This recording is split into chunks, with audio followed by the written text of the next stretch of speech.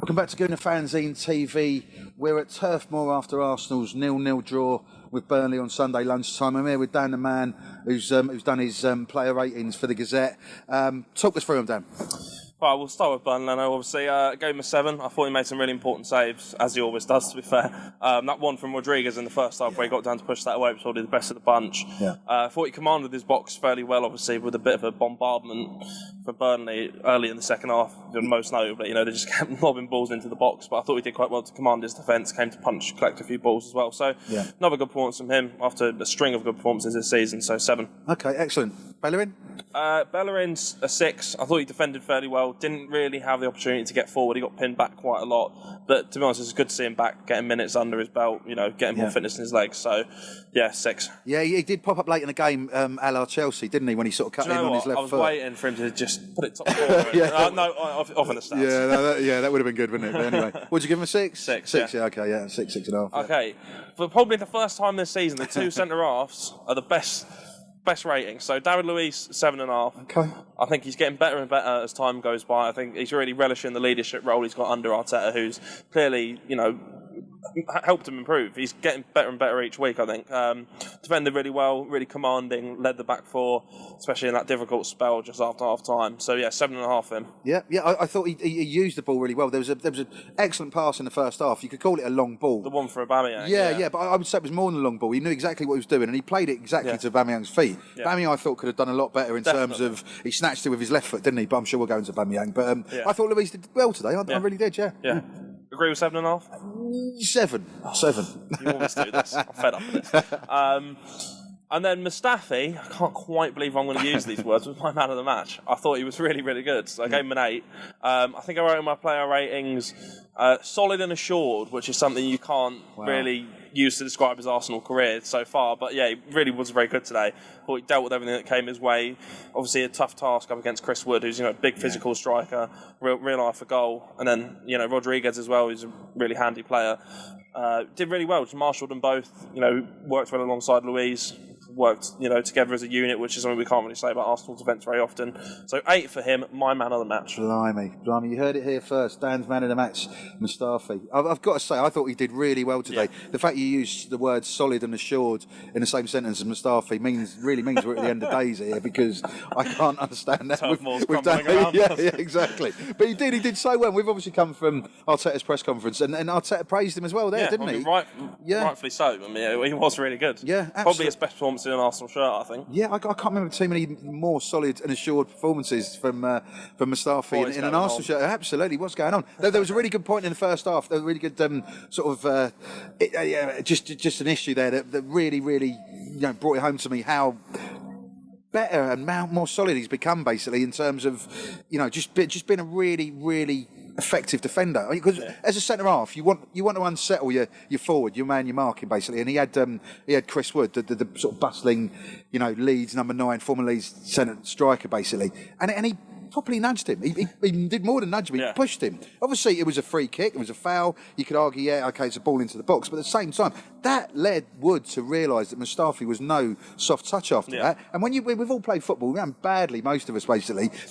Especially me, absolutely. But if you're playing against someone who's always going to let you know you're there, you are going to think about it. You're going to exactly, You go out for the ball. You think, am I going to get something in the back here? Am I going to get pushed? Am I going to get a knee in the back? Whatever. And that's what you want from a centre half. I don't want pretty centre halves. I don't want ball playing centre halves most of the time. It'd be nice if you could do both, but I want a centre half who's got the attitude that thou shalt not pass. And Mustafi did that today, and it was great to see, and it was really surreal. But I'm very pleased. So well, ignore the fact that you praised David Luiz for his ball playing ability, and then just said you didn't want ball playing centre halves. But no. I said it'd be nice if you get both. Basically, obviously, I know. If you get a centre half who can play the ball out, great. But first and foremost, as a centre half, your first job is to make sure you get that ball away. Yeah. Any way you can. If you can play it on the deck, great. But you make sure that centre forward you're marking doesn't get past you, doesn't win headers, doesn't win second balls, doesn't be too effective with his back to goal, trying to play the ball off.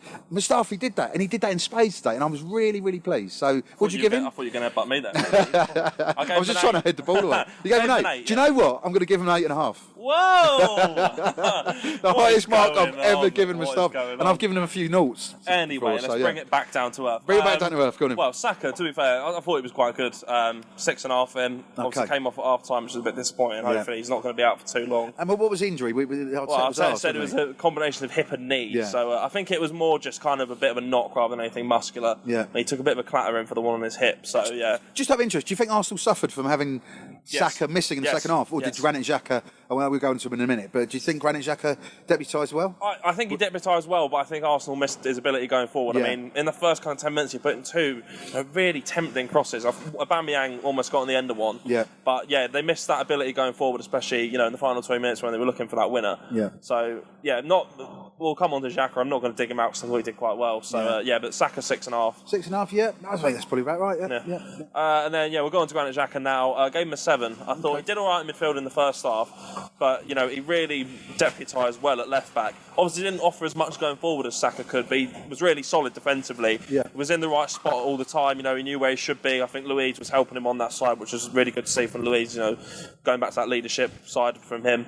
I thought Xhaka was fairly decent at left-back. Obviously, as I say, it's not really, he's never going to offer as much going forward as someone like Saka. Yeah. But stuck to his task and did well. So, it's good. That's twice he's deputised in defence in the past, 3 games, and he's done well. And I think, we've obviously discussed it a lot in recent weeks, but I think he is kind of on that road to redemption now, certainly. Yeah. He's got a career at Arsenal if he wants it, basically. Yeah. And I think he showed a lot of character and courage in doing that, basically. Yeah. So, fair play to him. Yeah. Guendouzi. Do you know what? I gave him a 5. 5? Bit low? No, because he really, really frustrates me. There is a really good player in there if he just uses this.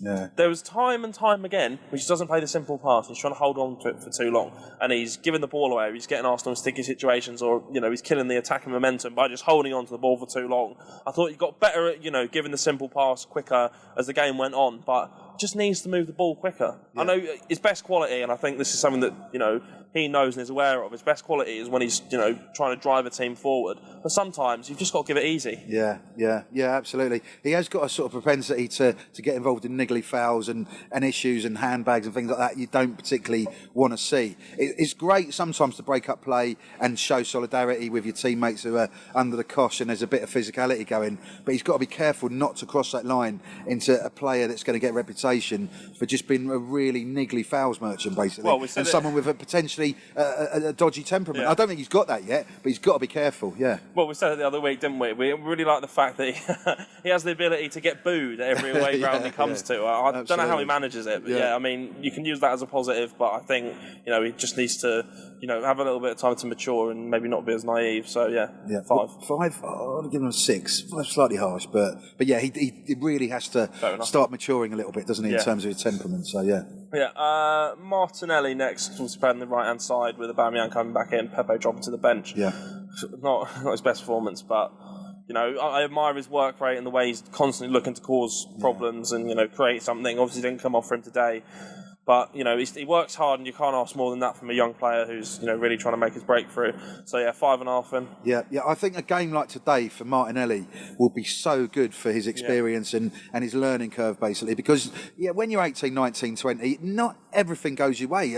For most players, it doesn't go your way at all at the top level of English football, international football, and European football, whatever game you're playing, basically. But at the same time, he will learn so much from today, playing against really seasoned, hardened Premier League footballers, Premier League defenders, who don't give him any space, don't give him any time, niggle him all the time, quite physical. He will have to. He's a clever lad, in terms of football intelligence. I'm sure he's a clever bloke anyway. But at the same time, he will really analyse his play today and realise what he can do and try and analyse what he can do to become a better player against really tough, thou shalt not pass sort of northern defences, basically. And then Burnley did well today. I'm not just damning them with faint praise by saying that. I was really impressed by the Burnley back line today, especially Matt Layton. We had a chat before the kick-off in the car on the way up, and as a right-back, I thought he did really well for Burnley, but that's a complete aside. We're not talking about Burnley. But just purely in terms of football, sort of, just in terms of footballers, basically. I can't even speak, it's so cold. Matt Layton really impressed me. Anyway, back to the Arsenal player ratings. Mesut Ozil, I know you used this word to describe him, and I also completely agree and use the same word, anonymous. Yeah. I mean, there were some stats at half-time that I saw that he'd done the most passes forward or some rubbish like that. I'm not a fan of stats like that. Yeah. If you're not having an impact on the game, it doesn't matter. Yeah. And he didn't have an impact on the game. I thought he found some really good spaces and linked the player really well, but there was just lacking that killer pass, wasn't it? Yeah. They drifted further and further out of the game as it went on. Obviously got taken off on the hour mark for Joe Willock, who we'll come on to. Yeah, it's not good enough really, so 4. 4, yeah. Do you know what? I'd give him a 3. I thought it was really instructive that Ozil was substituted for Joe Willock, because that was exactly the same substitution in the Europa League final in Baku. And Ozil, for me, was anonymous in Baku as he was in Burnley today. So I'll give him a 3. Joe Willock missed a sitter in that final, didn't he, after coming on? Well, yeah, I mean, 4-1, it wouldn't have made much difference. But not going to dig Joe Willock out. No. He's going to get some praise shortly. Who's next? Aubameyang, back in the team, 5. Yeah, he should have scored with that header, shouldn't he? Missed couple 2-3 chances that he really should have taken. The header there was quite close, but I think that was a difficult chance to take. I thought he did well to get anywhere near the goal, to be honest. There was the volley in the first half where Luiz played that beautiful ball to him. Just needed a bit more composure. Just take it down and slot it past him. He's just kind of swiped it, really, didn't he? Went harmlessly wide. And then there was another one where I think it was Xhaka played the pass, kind of similar, basic carbon copy. Xhaka played the pass over, and Pope came out and he just couldn't quite get it over him. Yeah. So yeah, should have taken those chances, would have won Arsenal the game, but it's just good to have him back, really, isn't it? Yeah, you're right. It is good to have him back after his 3-match ban, but you're absolutely right. That chance he had in the first half from the Luiz ball over the top, I think it was more rustiness than anything, basically, a lack of match sharpness after being out for 3 games, over 2.5 weeks or whatever it was, basically, because he should have used his, where am I going? He should have used his right. But he snatched it, didn't he? The Henry kind of finish, you know what I mean? Yeah. Take the ball down, slot it into the far corner. Yeah, he was on a left-hand channel and he just snatched at it, and it was completely the wrong foot he used, basically. I think he used his right when he should have used his left. He's good enough to use his left, basically, and it just went, past Nick Pope's near post, basically. And the header, you could argue, it was... Sit behind him, wasn't it? Yeah, and he had to sort of, move his neck muscles back and that. And it was good that he was in a position to do that header, basically. But I want more from him. Especially if teams like Barcelona are sniffing, were sniffing in the January window, basically, and they're quoting 50-60 million for him. That's the level he's at. We need a player like that to break the deadlock, and he should have scored today, basically. Yeah. So it's really disappointing. One thing I would say on that, we have been so reliant on him this season to score as goals to get us something from games in just scrappy games. So, maybe allow him an off day, but he definitely should have taken that chance. Yeah, obviously, we want to address the fact we are too reliant on him at the moment, but we are. So if we are, he's got to deliver, and he didn't deliver today. That's an off day. We'll move on. Hopefully we're back for Newcastle after a week in Dubai, feeling fully refreshed and recharged, and kick on for the rest of the season, basically. But I was a bit disappointed he didn't take one of those chances today, so I'd probably give him a 5. What'd you give him? 5. 5. Oh, blimey. There you go. Well, talking of not taking chances, Alex Lacazette. So I've come to the really sorry conclusion. I don't think he's ever going to score. I genuinely don't think he's ever going to score. I mean, he had a couple of chances today that maybe should have taken that one in the second half where, turned his man. Obviously, it was quite a good block, but, I think Lacazette last season would have smashed that back in the net. Won Arsenal the game. So, he's obviously shot of confidence, isn't he? I didn't think he linked play very well today, which has been, a real talking point of why he's in the team at the moment. Didn't think he did that very well today. So, 4 for him. Yeah, I mean, he works so hard and he plays well with his back to goal. He can lay off the ball. He's quite strong sometimes in terms of keeping possession. But he's not getting the goals, is he? He's really not getting the goals. And as a forward, that's what you live or die on. There was a really good moment in the second half. We talked about Aubameyang's header. That was from Lacazette's cross, wasn't it, basically? Cross, And if Aubameyang had scored that, everyone would have been lauding the fact that Aubameyang scored from a Lacazette assist, basically. But it didn't happen. As the rain comes down here, I don't know if you can hear it. Obviously, Arteta talked about the pitch not being watered. Well, it's certainly been watered now. But I digress. Anyway, I want Lacazette to do well. We all will do. And I think some of the criticism on Twitter has been slightly over the top. I've been tweeting about him today, as a lot of people have, and someone said he's the worst sort of 50 million player that Arsenal have signed. Well, you weren't saying that in 2018-19 when he was awarded Player of the Season, so a bit of perspective, please. Yes, I do think he needs a break. Hopefully he'll have a break in Dubai, come back refreshed. If he gets a goal against Newcastle, he can really kick on, basically. He's not a terrible player, he's just in a terrible run of form. So Peaks and troughs. Peaks and troughs, absolutely. I'd give him a 4 as well, to be fair. Fair enough. On to the substitutes. Torreira gave him a 6, thought he did fairly well after coming on, got stuck in, really helped defensively, especially on that difficult spell just after half time. So yeah, a bit surprised he didn't start, to be honest. I mean, him and Xhaka have formed a really good partnership, and he's done really well as of late. Maybe Arteta just giving him a little rest. He had that bit of a problem, little injury problem against Palace, didn't he, a couple of weeks back? So maybe he's just giving him a little break. But yeah, did okay when he came on, so 6. And then Joe Willock, 6.5. I thought he did quite well after coming on. Yeah. I mean, we were discussing this in the car, weren't we? I think he's got something that no other Arsenal midfielder has got. He's got that ability to get the ball at his feet and run with it and drive forward. He did that when he came on. I think that's why Arsenal really improved in the last 20 minutes, because he was getting the ball and he was driving forward. Really good carrier of the ball. Maybe his final pass could do with a bit of work, but he's still young. That'll come with time, his development, and working with someone like Mikel Arteta, who's renowned at helping players develop. Yeah. So yeah, impressed with him when he came on, 6.5. Yeah. And then Nketiah obviously came on late. Didn't really give him a rating. Not really fair, is it? So yeah, absolutely. Yeah, I thought Willock looked lively again. There's so much more to come for him. He's a really exciting player. I thought he did well. Give us a mark on Arteta as well. 6. Okay. Yeah. I think they got the team selection a little bit wrong. What would you have done? Well, I would have started Torreira. Okay, possibly would have dropped. I'm undecided between the two, but I would have dropped Lacazette or Ozil and played Pepe instead. Yeah. Because I think Pepe just gives you that. Obviously this season he's not been up to maybe the standard we expected. He's going to need that time to develop and really bed into the English game. But I think he offers that unpredictability and that little spark that sometimes you need. I was quite surprised he didn't come on at all. Yeah.